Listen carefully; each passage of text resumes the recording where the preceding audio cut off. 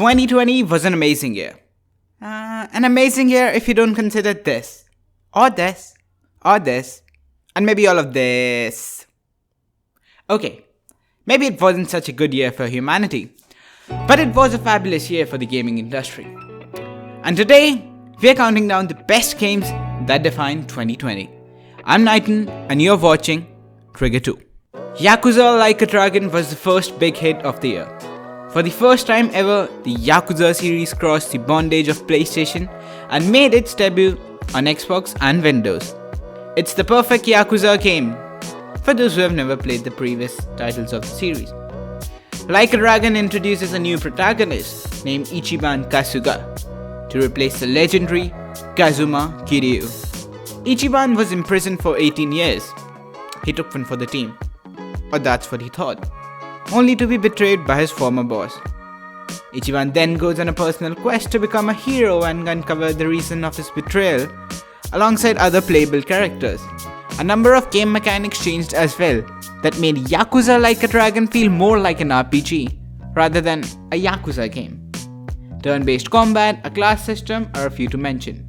But of course, the absurdities that define the Yakuza series are still here.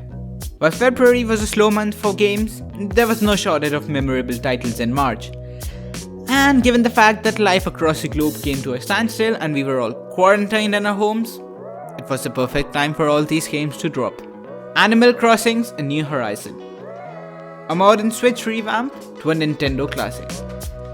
You could run hundreds of hours, renovating, expanding and exploring your very own island. It was a place where you could relax, since there was no impending sensation of doom, like in other games. While you couldn't visit your homie's place in real life in March, you could drop by their island and hang out together, which in my opinion is better than real life anyway. Ori and the Will of the Wisps dropped and continued Ori's journey through the blind forest. And safe to say, it was charming as ever. And if you needed a change of pace after Animal Crossing and Ori and the Will of the Wisps, then Doom Eternal was the game to play.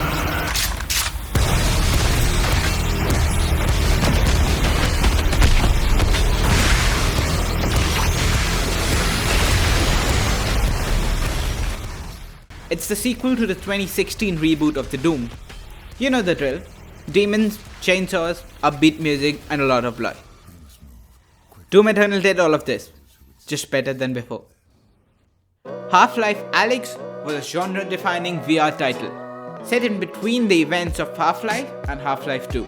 Step into the shoes of Alyx once, who's on a mission to seize a super weapon belonging to an alien combine. Traditional Half-Life elements, such as physics puzzles, combat, exploration and survival horror, make a comeback. But this time in VR. The much-awaited Final Fantasy VII Remake dropped in April.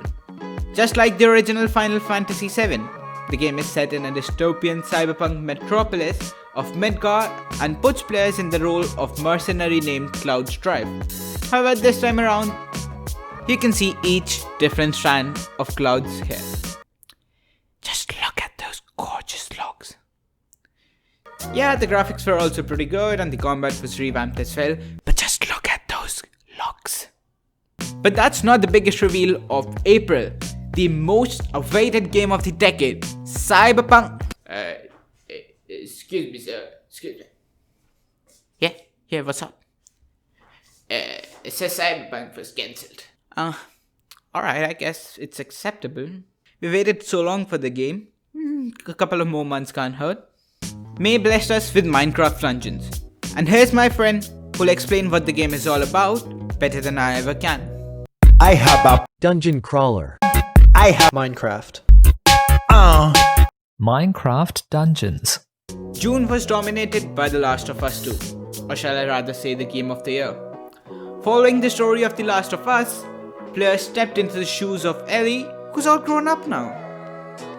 The game was critically acclaimed, but it was review bombed by the community.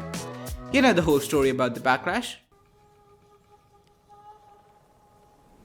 Ghost of Tsushima in July was the best remedy to the hangover of The Last of Us. Honestly, Ghost of Tsushima is nothing short of perfection. Perfection, baby. Sucker Punch perfectly managed to capture the essence of feudal Japan, the story of Mongol invasions, and Jin's struggle with his family. The world felt unique and lived in, and if that wasn't enough, there was a Kurosawa mode that turned the game into a black and white film evocative of Akira Kurosawa's samurai films. So you can mess around the game, but feel like you're in a samurai movie. Kudos.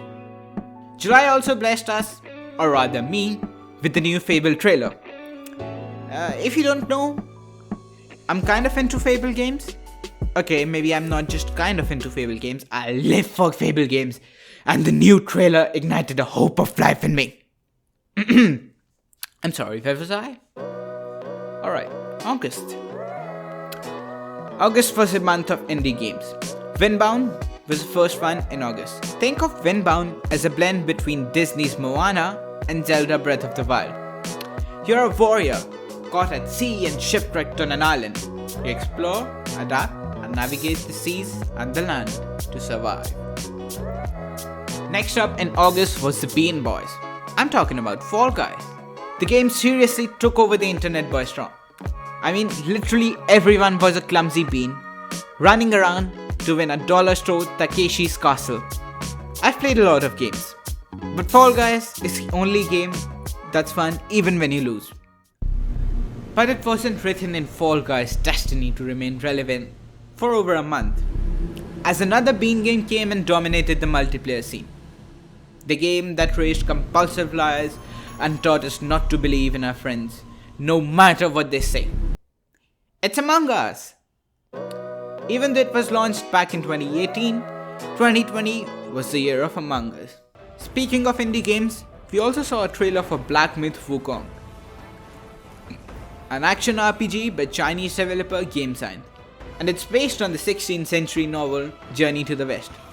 Do you know Goku? It's over 9,000! What, 9,000?! Yeah, that guy was based on Son Wukong, or Son Goku, as he's known in the West. Black Myth was hands down the best video game trailer that dropped in the decade, or maybe ever. No cinematics, no render engine bullshit, straight up 14 minutes of impressive gameplay that left us in awe. Unfortunately, there's no release date on Black Myth. In fact, the trailer was kind of an ad inviting Des to join GameSign's team. It's coming out when it's ready. Hopefully, they don't mean it like CDPR did. Just kidding, CDPR. Papa still loves you. But please, fix Cyberpunk. September's biggest hit was supposed to be Marvel's Avengers, but it turned out to be the biggest failure of the year. Wait, why is it even on this list of best games? Hey, let me see. The fuck? Yay! No. The biggest release of September is going to be CDPR Cyber. And CDPR's getting on my nerves. At this point, it's almost a running meme. Genshin Impact was the biggest release of September. You set off on your journey once again. It's the game that changed my viewpoint of mobile games at large. There was a time when I thought mobile gamers aren't real gamers. In fact, I was taught that at my first internship. But now look at me. I'm playing Genshin Impact for 8 hours a day. It's a free-to-play action RPG developed by miHoYo. The game features a fantasy open-world environment, an action-based battle system using elemental magic, and character switching. While the game is free to play, it's monetized by a gacha system. Thankfully, I've not gone down that road, or my bank would be empty by now. Some people told me that they're having trouble running Genshin Impact on their phones, or it overheats their phones. Sorry peasants, can't hear y'all over my 60 FPS Genshin.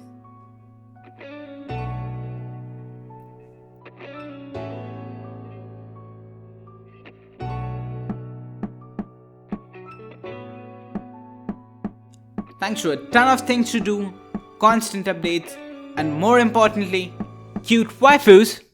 FBI, open up! I'm sorry, I meant cute waifus. All this makes Genshin Impact my most played game of the year. And I'll quite likely continue playing it in 21 and 22 and as long as I live, or maybe as long as the game lives. October got your yearly FIFA game, that's exactly like the previous FIFA game.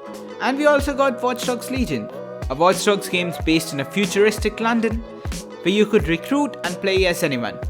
Despite the mess it was on PC, Watch Dogs Legion was a pretty good game that nails the aesthetic of London. Assassin's Creed Valhalla was November's biggest release.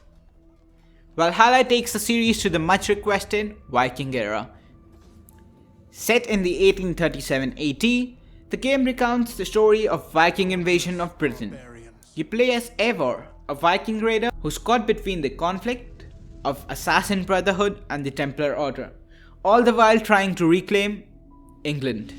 You know, Cyberpunk was coming out in November, but it didn't, and I've run out of jokes at this point, so I'm just gonna move on.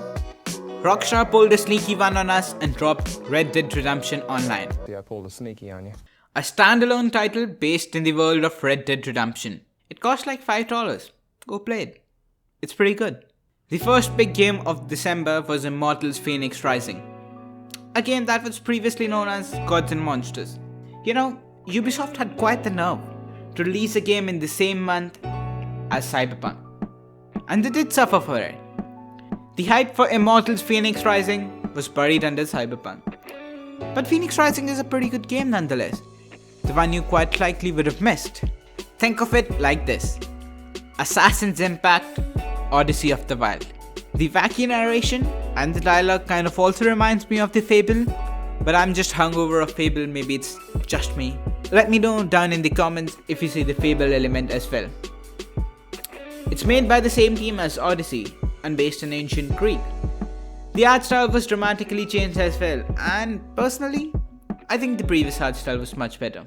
And the biggest release of the year, perhaps the decade, Cyberpunk.